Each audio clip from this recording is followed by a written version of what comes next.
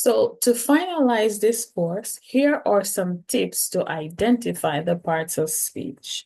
Basically, we have seen all of this, but just as a reminder to finish off. When the word ends with ly, we know it's an adverb. If we have the adjective, okay, so we have a word and it's an adjective and we want to create an adverb, we have to add ly to the end of the word to create the adverb. If in a sentence you want to know what's the function of the word, if you substitute your name in the position of that word and it makes sense, then you know that it's a noun or a pronoun. If you switch, let's say you want to know if the word is a verb in a sentence, you can add the verb to do. If you put this verb in the sentence and it makes sense, then you know it's a verb. If you want to identify the adjective in a sentence, when you remove it from the sentence, if it makes sense but it lacks information, then you know that this is an adjective. So far, we have seen all the parts of speech, but it's not only to see what they are and that's it. This is giving you the blueprint for you to be able to speak correctly or to create sentences in English. We started off with the article. So that's the first thing we start off with. If it's the man, the woman, the boy, the ball, the bird, the cow, the car, the pig, whatever it may be, we need an article, we need a noun. After that, we need a verb. The verb can be in the present tense, in the past tense, in the future, whatever tense you want.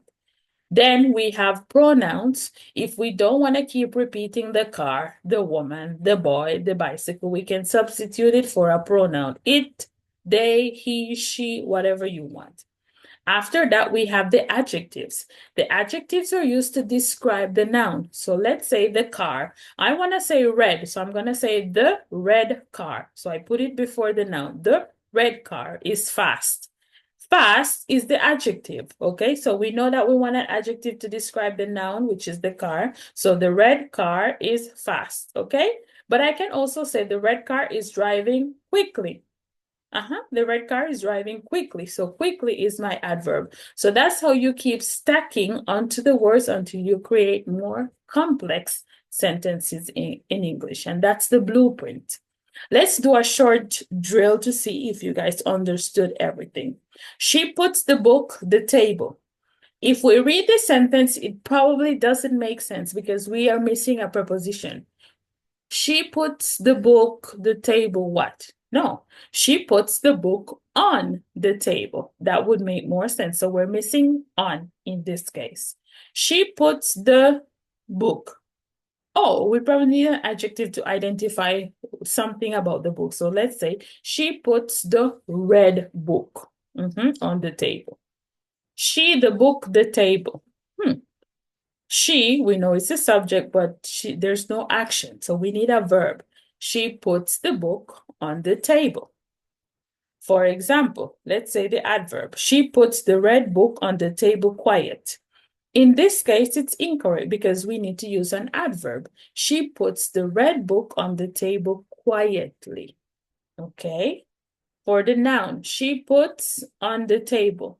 What did she put? We're missing a noun. She puts the book on the table. She puts book on the table. If we only put book, then this is incorrect. We have to say she puts a book or the book on the table. So we need an article. So if you notice with these sentences, when something is missing, okay, the idea is incomplete. We have to, these are like stacking up, okay, on each other. We use them to create bigger, more complex sentences in English, okay? It's very important that you view this topic as that. Identifying what's the function of the word so that you can use it correctly in the sentence. That's the first step to really communicating, speaking, and writing correctly in English, okay? Another tip that I want to share with you guys is the dictionary. If you've ever used a dictionary, you know that beside each word, they tell you, they put a little letter. So you might see N. N is telling you that the word is a noun.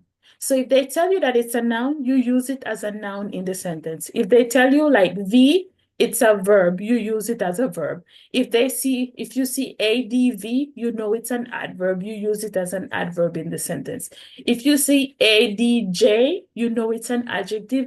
You use it as an adjective in the sentence, okay? And like that, preposition. The dictionary is going to tell you what's the function of the word, okay? And this is going to help you to know how to use it correctly in the sentence. Very good.